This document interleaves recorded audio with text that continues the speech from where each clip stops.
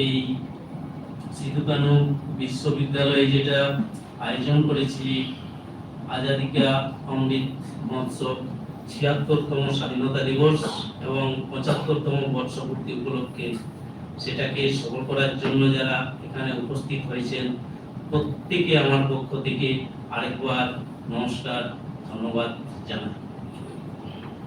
আমি বাংলায় বলছি, হয়তো অনেকের অসুবিধা হবে, কিন্তু বাংলাতেই বলছি, ঠিক আছে?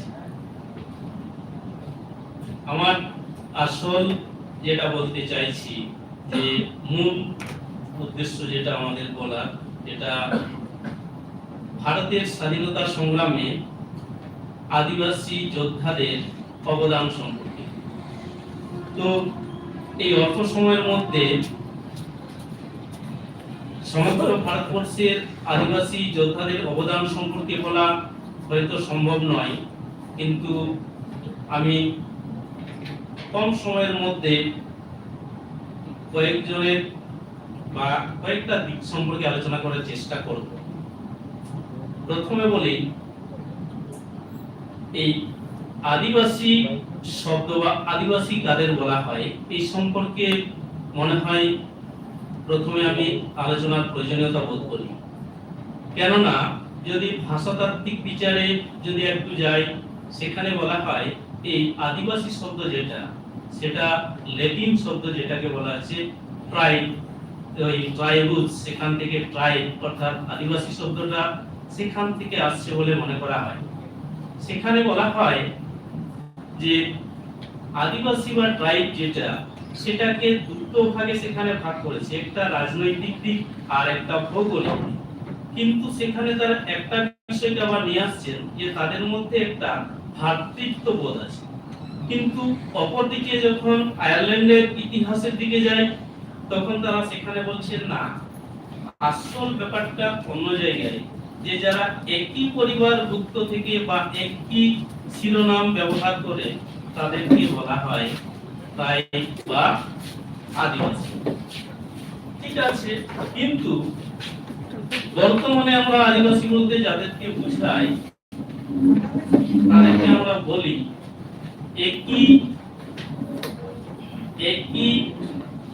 আইন, শাসন, বিচারের দ্বারা পরিচালিত হয় এবং একই গোষ্ঠীভূত এবং প্রত্যেকের আলাদা কালচার, ভাষা বা উপভাষা থাকে, তাদেরকে আমরা আদিবাসী বলে অভিহিত করি। এটা অবশ্য বহুল প্রচলিত, কিন্তু আমাদের ভারতবর্ষের প্রসঙ্গে বলি, সেখানে বলা হয় এই যে ট্রাইবাল বা যেটাকে বলা হচ্ছে আদিবাসী, সেটা কলোনিয়াল পিরিয়ডের আগে ভারতবর্ষে আসে। যখন এখানে ব্রিটিশরা আসে তখন এই শব্দটা ব্যবহার করা হয়েছে। তারপরে আরেকটা কথা বলি সেখানে তার মাঝে, যে ভারতবর্ষের প্রাচীন ইতিহাস যদি ঘাঁটতে যাই, সেখানে দেখা যায় জনপদ এবং সেখানে যারা বসবাস করতো, যারা নায়ক ছিল, তাদেরকে বলা হতো আদিবাসী। সে যাক, আমি বেশি দীর্ঘায়িত করছি, শেষের দিকে যাই।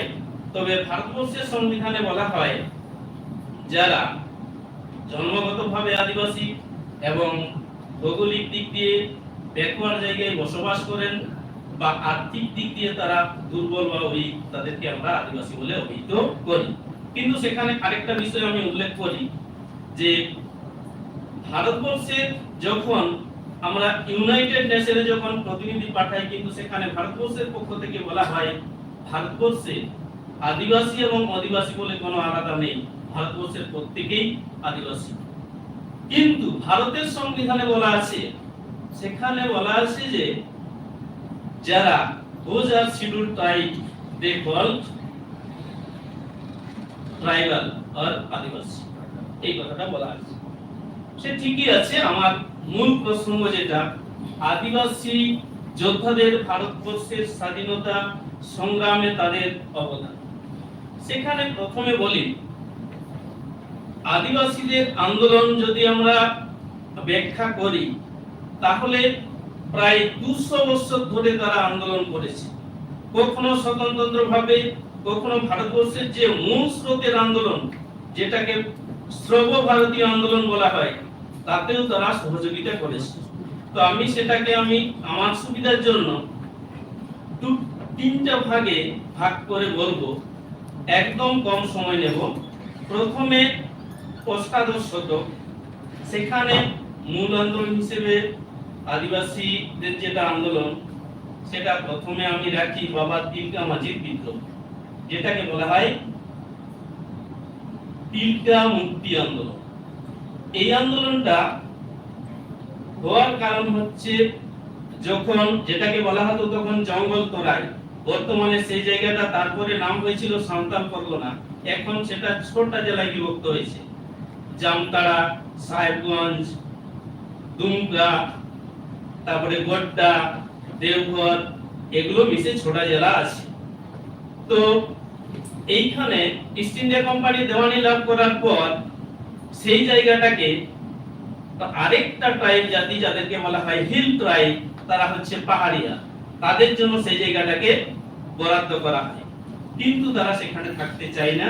তখন কি করা হয়, সেখানকার কালেক্টর ক্লিভল্যান্ড সাহেব সাঁওতালদেরকে সেখানে আসার আহ্বান জানান। ফলে দলভূম, মানভূম, সিংভূম, এই সমস্ত জায়গা থেকে তারা সেখানে বসবাস করতে শুরু করার পর যখন তারা সেই জায়গাটা সাবলীল করে তুলে, তখন তাদের উপর নানাভাবে অত্যাচার করা হয়। ফলে শেষ পর্যন্ত তিলকা মাঝি বাধ্য হয়ে নিজেদের সম্মান ফিরিয়ে আনার জন্য, অর্থাৎ তাদের মান সম্মান এবং তাদের দেশ স্বাধীন করার জন্য কি করেন, আন্দোলনের পথে যান এবং ক্লিভল্যান্ড সাহেবকে হত্যা করেন। পরে তাকে বিশাল ইংরেজ সেনাবাহিনী তাকে কি করে গ্রেফতার করার পর ভাগলপুরের যে আদমপুর মাঠ আছে, সেই আদমপুর মাঠে ঘোড়ার যে লেজ, সেখানে ধরে তাকে চারপাশে ঘোরানো হয়, তারপর বট গাছে তাকে ফাঁসি দেওয়া হয়। কিন্তু এখানে তার যে ফাঁসি, সেটা কিন্তু তার মৃত্যু নয়, অর্থাৎ সেটা তার হচ্ছে বীরের মতো মৃত্যুবরণ করা। তার আন্দোলনের ফলশ্রুতি হিসেবে পরবর্তীকালে আমরা অনেকগুলো ফলাফল দেখতে পাই, যেটা ভারতবর্ষের স্বাধীনতা আন্দোলনকেও ত্বরান্বিত করেছিল এবং ভারতবর্ষের অন্যান্য সামাজিক বা অর্থনৈতিক দিকের ক্ষেত্রেও সচেতনতা বৃদ্ধি করেছিল। যেটা প্রথমে হচ্ছে 1784 খ্রিস্টাব্দে কি করা হয়, তারপরে বোর্ড অফ কন্ট্রোল গঠন করা হয়, যেটা ইস্ট ইন্ডিয়া কোম্পানিকে নিয়ন্ত্রণ করা হয়। তারপরে সেখানে কি বলা হয়, তারপরে বলা হয়, যেটা আমরা বারবার বলছি, যে জঙ্গলমহল, এই বাবা তিলকা মাঝির আন্দোলনের ফলে সেই সময় জঙ্গলমহলের যে অস্তিত্ব, সেই অস্তিত্বের প্রকাশ সেটা ঘটেছিল। সেটা এক কথায় বলা যায়, সেটা হচ্ছে গ্রেটার জঙ্গলমহল। সেটা ছিল মুর্শিদাবাদ, বীরভূম, বাঁকুড়া, অর্থাৎ সমস্ত সাঁওতাল পরগনার ছোটা জেলা, সিংভূম, মানভূম, ওই সমস্ত জেলাগুলো নিয়ে প্রথম এই যেটা জঙ্গলমহল, সেই জঙ্গলমহলের অস্তিত্ব সে সময় প্রকাশ পেয়েছিল। আরেকটা কি বলা যায়, যে তার এই আন্দোলনের ফলে পরবর্তীকালে, অর্থাৎ 70 বছর পরে, ওই ছোটনাগপুর এলাকার যেটা সাঁওতাল পরগনা বলছি, সেটা সেই মাটিকে কেন্দ্র করে সিধু এবং কানুর নেতৃত্বে সাঁওতাল হুল, যেটাকে বলা হয় সাঁওতাল বিদ্রোহ, শুরু হয়েছিল। সেটারও মূল কারণ ছিল তাদের কি, কারণগুলো হচ্ছে তাদের উপর অত্যাচার করা সত্ত্বেও তারা অত্যাচার সহ্য করেছে, কিন্তু যখন তাদের আত্মসম্মানে আঘাত করেছে এবং তাদের যে সম্পত্তির উপর, অর্থাৎ যে জমিদার, সেই জমিদার যখন হাতছাড়া করেছে, তখন তারা আন্দোলন করতে বাধ্য হয়েছে। এই সময় তাদের আন্দোলন কিন্তু হঠকারিতা ছিল না, তারা পুরোপুরি পরিকল্পনা মাফিক 1855 খ্রিস্টাব্দের ভগনাডিহির মাঠে তারা সমবেত হয়েছিল এবং প্রায় 10,000 সাঁওতাল সেখানে সমবেত হয়ে তারা ঠিক করেছিল যে এই অন্যায় বা অত্যাচার যাতে না হয় এবং তাদের যে সমস্ত ভূসম্পত্তি দখল করা হয়েছে সেটা যেন ফেরত নেওয়া হয়। আরো তারা ঠিক করেছিল যে এই যে দেশের যারা জোরদার, জমিদার এবং ব্রিটিশরা শাসন চালিয়ে যাচ্ছে, তাদেরকে এই দেশ থেকে কি করতে হবে, তাদেরকে বিতাড়িত করতে হবে। এবং তারা সঙ্গে সঙ্গে আরেকটা কথা বলেছিল, আবহাওয়া দিশম আবহাওয়া রাজ, অর্থাৎ আমাদের দেশ এবং আমরা শাসন করব, যেটা পরবর্তীকালে ভারতবর্ষের যখন জাতীয় কংগ্রেস 1885 সালে গঠিত হয়, তার অনেক পরে চরমপন্থী নেতা বাল গঙ্গাধর তিলক বলেছিলেন স্বরাজ মাই বার্থ রাইট, মানে অনেক দিন পরে যেটা বলা হয়েছিল 1855-56 খ্রিস্টাব্দে সেই ভগ্নাডিহির মাঠে বলেছিলেন সিধু মুর্মু, সেটাই পরবর্তীকালে ভারতবর্ষের স্বাধীনতা আন্দোলনের স্থান পেয়েছিল। হয়তো ঐতিহাসিকরা স্বীকার করেন না, কিন্তু আমার এটা ধারণাবাদ হতে পারে। কিন্তু আমি মনে করি তার অনেক আগেই তারা বলেছিল যে ওই স্বরাজ আমার জন্মগত অধিকার, কিন্তু তারা যথাযথ পথে হাঁটতে পারেনি, অর্থাৎ কলকাতা পৌঁছানোর আগেই বিভিন্ন যুদ্ধক্ষেত্রে তারা বিভিন্ন জায়গায় হারিয়ে গেল। শেষ পর্যন্ত কি করা হয়, সিধুকে নাকি ধরে ফাঁসি দেওয়া হয়। কিন্তু ফাঁসি দেওয়া হলেও তাদের যে আন্দোলনের যে ব্যর্থতা, সেটা কিন্তু ব্যর্থ হয়নি। যেমন পরবর্তীকালে ভারতবর্ষের আর কিছুদিন পরে যেমন তারপরে মুন্ডা বিদ্রোহ শুরু হয়, এবং আরেকটা কথা বলা যায় যে পরবর্তীকালে ভারতবর্ষে যে আন্দোলনগুলো হয়েছিল, যেমন মহাত্মা গান্ধীর নেতৃত্বে, আমি একটু তাড়াহুড়া করে বলছি, যে মহাত্মা গান্ধীর নেতৃত্বে যেমন অসহযোগ আন্দোলন, আইন অমান্য আন্দোলন এবং ভারত ছাড় আন্দোলন, প্রত্যেকটা আন্দোলনের ক্ষেত্রে এই সাঁওতাল বিদ্রোহ বা মুন্ডা বিদ্রোহের যে প্রভাব, সেটাকে অস্বীকার করা যায় না। সাঁওতালরা সব সময় ভাবতো এবং তারা হচ্ছে আত্মনির্ভরশীল জাতি। ট্রাইবেলদের মধ্যে তারা বলতো আমরা আত্মনির্ভরশীল জাতি, অর্থাৎ যেখানেই তারা যেত সেখানে তারা স্বয়ম্বরভাবে বাঁচার তাদের অধিকার ছিল এবং বাঁচতে পারত, যেটা পরবর্তীকালে আইন অমান্য আন্দোলনের সময় বা 1905 থেকে 1911 খ্রিস্টাব্দে বয়কট আন্দোলনের সময় বিদেশি জিনিসপত্র বয়কট করেছিল, সেটা অনেক আগেই তারা বিদেশিদের জিনিসপত্র বয়কট করেছিল। আর যেটা 1942 খ্রিস্টাব্দে মহাত্মা গান্ধী বলেছিলেন করঙ্গে মরঙ্গে, সেই সময়ে তারা ব্রিটিশ সেনাদের মুখামুখি হয়ে বলেছিল হয় করব না হয় মরব। সেখানে ব্রিটিশ সেনা দেখো জার্ভিস সাহেব বলেছিলেন যে আমাদের লজ্জা বোধ হয়, আমরা তাদের বুকে গুলি চালাচ্ছি এবং তারা কিন্তু টাঙ্গি তোরাল এবং তীর-ধনুক নিয়ে মুখামুখি লড়াই করেছে। অর্থাৎ সেই সাহসিকতা বা বীরত্ব যেটা পরবর্তীকালে ভারতবর্ষের ইতিহাসকে প্রভাবিত করেছিল, এটাকে অস্বীকার করা যায় না। আরেকটা কথা বলি, মুন্ডা বিদ্রোহ। মুন্ডা বিদ্রোহের ক্ষেত্রেও বিরসা মুন্ডা নেতৃত্বে যে বিদ্রোহটা হয়েছিল সেটাকে মুন্ডা বিদ্রোহ বলা হয়। কিন্তু এই মুন্ডা সম্প্রদায় প্রথম দিকে যখন ছোটনাগপুর এলাকায় বসবাস করে, তখন তাদের সেখানে কোনো কর দেওয়া হতো না বা নিষ্কর জমি তারা ভোগ করত। কিন্তু পরবর্তীকালে তাদের শুধু কর কেন, তারা যে সমস্ত জমি বা সম্পদ নির্মাণ করেছিল সমস্ত কিছু তাদের কেড়ে নেওয়া হয়েছিল। তখন তাদেরকে শ্রমিক হিসেবে আসামের বিভিন্ন চা বাগানে যেতে বাধ্য হয়েছিল। তার এই প্রতিবাদে পরবর্তীকালে পরপর দুটো ধাপে বিরসা মুন্ডা আন্দোলন করেছিলেন। প্রথম তাকে আন্দোলন করার সাথে সাথেই তাকে কি করা হয়, তাকে গ্রেফতার করা হয়, তারপর 2 বছর পরে তাকে আবার ছেড়ে দেওয়া হয় এবং পুনরায় তাকে ধরা হয়। কিন্তু ধরার পরে তাকে রাঁচি জেল বা এই চাইবাসা যেটাকে বলা হচ্ছে এখন, সেখানে রাখা হয়। তারপরে শেষে সেখানে নাকি ডায়রিয়ায় মারা যান। তো যাক, তিনি মারা যান, কিন্তু মরে যাওয়ার আগে তিনি বলেছিলেন যদি আমরা মুন্ডা সম্প্রদায় একক হয়ে না করতে পারি, সমগ্র ভারতবর্ষের ট্রাইবাল যারা আছি তারা একত্রিত হয়ে আমরা আমাদের অধিকার আদায় করব।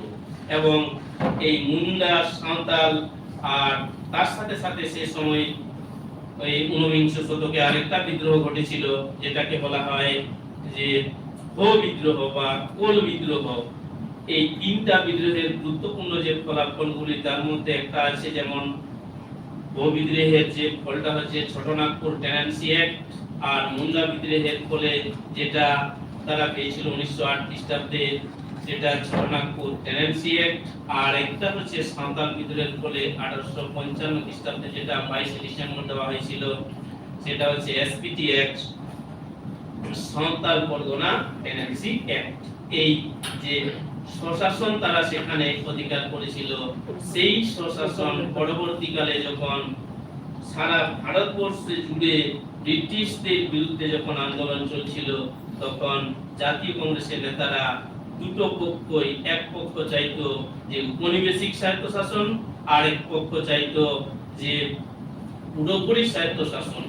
কিন্তু সে যাই হোক, তাহলে এই যে স্বায়ত্তশাসন এবং উপনিবেশিক স্বায়ত্তশাসন, এটা তার অনেক আগে ট্রাইবেলরা আদায় করেছিল, এবং তাদের যে প্রভাব সেটাকে অস্বীকার করার কোনো পন্থা নেই। আরেকটা কথা বলি, যদিও এটা আমার মন গড়া কথা, তবু বলি যে পরবর্তীকালে যখন মহাত্মা গান্ধী সারা ভারতবর্ষ জুড়ে রাওলাট সত্যাগ্রহের মাধ্যমে তিনি সর্বভারতীয় নেতায় পরিণত হন, সেই সময় তিনি খালি গায়ে এবং হাঁটুর উপর ধুতি পরে সমগ্র গ্রামগঞ্জ পরিভ্রমণ করে গ্রাম শহরকে এক করে তিনি পুরো স্বাধীনতার দিন পর্যন্ত তিনি আন্দোলন চালিয়েছিলেন। তাতে যদি আমি মনে করি যে তার আগে খালি গায়ে এবং হাঁটুর উপরে এই ট্রাইবাল যোদ্ধারা যে স্বাধীনতার জন্য যে যুদ্ধ করেছিল, তার প্রভাব কি গান্ধীর উপর পড়ার কথা? আমার মনে হয় হয়তো হতে পারে, হয়তো আপনারা স্বীকার করবেন না। হয়তো মনে করি গান্ধীজি তাদের দ্বারা প্রভাবিত হয়েছিলেন বলেই তিনি এরকম করেছিলেন, এটা আমার ব্যক্তিগত মত। তারপরে শুধু যে তারা এই স্বতন্ত্র আন্দোলন করেছিল এই ঊনবিংশ এবং অষ্টাদশ শতকে, তা নয়। পরবর্তীকালে আমাদের রেজিস্ট্রার স্যার বললেন, সেটাকে আর দুই ভাবে বলছি না, তিনি বললেন রানী উইদালুর কথা বললেন, অপরদিকে উড়িষ্যার কোরাপুটে লক্ষণ নায়কের কথা বললেন। তারা কিন্তু আবার আমাদের এখানে আরেকটা জিনিস মনে পড়লো, যে বলা হয় 1857 খ্রিস্টাব্দে যে মহাবিদ্রোহ হয়, সেই সময় যে বাংলা তো বিদ্রোহকে সমর্থন করেননি, হয়তো সমর্থন করলেও দূর থেকে সমর্থন করেছে, কিন্তু ট্রাইবালরা সেই সময় সরাসরি মহাবিদ্রোহকে সমর্থন করেছিল বাংলা এবং ঝাড়খণ্ড, বিহার প্রত্যেকটা জায়গাতে। যেমন সিংভূম জেলায় অর্জুন সিং এর নেতৃত্বে সেখানে দেবরু এবং গানু নামে যে লিডার ছিলেন, তারা এই মহাবিদ্রোহকে সমর্থন করেছিলেন, এবং চাইবাসা যেটাকে বলা হচ্ছে কোলাঞ্জন, সেটা ব্রিটিশদের হাত থেকে তারা পুনরায় তাকে সেই অর্জুন সিং এর হাতে পুনরায় প্রত্যার্পণ করেছিল। যদিও সেখানে মার্ক্সবাদী ঐতিহাসিক যারা থাকেন, তারা বলেন তারা এই মহাবিদ্রোহে যোগদান করেছিল কিন্তু তাদের স্বায়ত্তশাসন লাভ করার জন্য, কিন্তু সেটা নয়। তারা সর্বভারতীয় আন্দোলনের ক্ষেত্রেও তারা যুক্ত হয়েছিল, তার নিজেদের স্বায়ত্তশাসন লাভ করার জন্য যে আন্দোলন করেছিলেন তা নয়। এমনকি আমাদের এই পুরুলিয়া জেলাতে যখন রামগড়ের যে রেজিমেন্টের যে সিপাহীরা আমাদের পুরুলিয়ার কাছারি লুট করে, সেই সময় ওই রাকাব জঙ্গলের নীলমণি দেও সিং এর নেতৃত্বে প্রায় 10,000 সাঁওতাল সমবেত হয়েছিল, এবং তাদের নেতৃত্ব দিয়েছিলেন লক্ষ্মী মাঝি, এবং তাদের নেতৃত্বে কি করা হয়েছিল? আমাদের এই পুরুলিয়ার কাছারি লুট করা হয়েছিল, অর্থাৎ ভারতবর্ষ থেকে ব্রিটিশ শাসনকে উচ্ছেদ করার জন্য। এই জন্য বলি যে ভারতবর্ষের স্বাধীনতা আন্দোলনে এই ট্রাইবেল লিডারদের বা ট্রাইবেল যোদ্ধাদের শুধু স্বতন্ত্র নয়, মূল স্রোতের সাথেও যুক্ত ছিলেন। অর্থাৎ তাদের হয়তো যথাযথ ইতিহাস এখনো পর্যন্ত পাওয়া যায়নি, হয়তো অদূর ভবিষ্যতে পাওয়া যাবে। আর ভারত ছাড়ো আন্দোলনের ক্ষেত্রে আরেকটা কথা বলি। ভারত ছাড়ো আন্দোলন যখন হয়, সেই সময় বিশেষ করে আমাদের মেদিনীপুর জেলার ঘাটশিলা, শিলদা, তারপরে জামবনি, এই সমস্ত জায়গাগুলোতে যেমন ফাগু মুর্মু, তারপরে শ্রীপতি হাঁসদা, এই সমস্ত ব্যক্তিদের নেতৃত্বে হাজার হাজার সাঁওতাল সেখানে যোগদান করেছিল। সেটা কিন্তু মূল ইতিহাসের কথাই পাওয়া যায় না।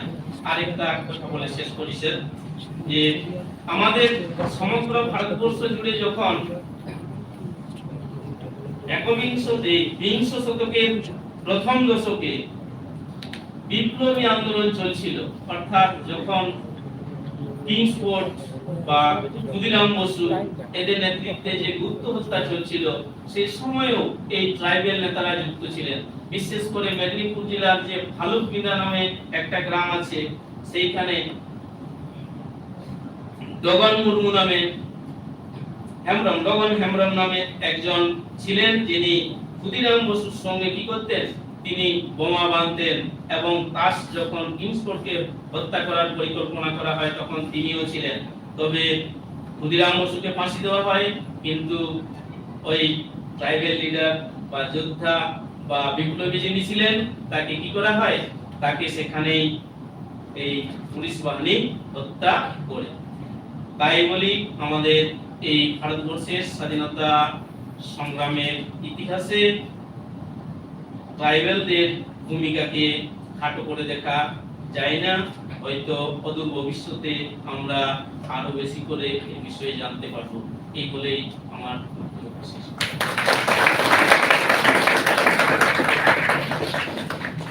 Thank you, sir, for your